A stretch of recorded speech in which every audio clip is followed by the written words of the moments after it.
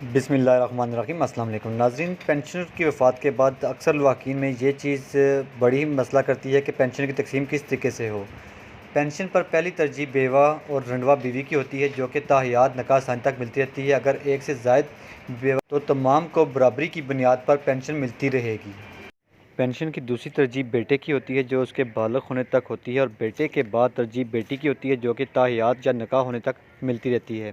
اگر بیٹی کی شادی نہ ہو تو کوئی طلاق یافتہ یا بیوہ ہو جائے تو اسے بھی پینشن ملتی رہے گی۔ اگر فوت شدہ پینشنر کے زیر کفالت بچے معذور ہوں تو ان کو بھی پینشن تا حیات ملتی رہتی ہے۔ تیسری ترجیح بہو کی ہوتی ہے، جو کہ ابتدائی 10 سال یا 10 سال کا باقی ماندہ حصہ ہوتا ہے۔ چوتھی ترجیح پوتا اور پانچویں ترجیح پوتی کی ہوتی ہے۔ مندرجہ بالا افراد کی غیر موجودگی میں پینشن مندرجہ ذیل افراد کو ملے گی۔ پہلی ترجیح والد کی ہے، جو اسے تا حیات ملے گی، جبکہ دوسری ترجیح والدہ کی ہے، جس کو بھی تا حیات ملے گی۔ تیسری ترجیح نابالغ بھائی، جبکہ چوتھی ترجیح بہن کو ملے گی، جس کو تا حیات یا نکاح ہونے تک ملے گی، جبکہ پانچویں ترجیح بیوہ اور طلاق یافتہ بہن کی ہے، جسے 10 سال یا 10 سال کا باقی ماندہ حصہ پینشن مل سکتی ہے۔ بیٹی والد اور والدہ دونوں کی پینشن ایک ساتھ وصول کر سکتی ہے۔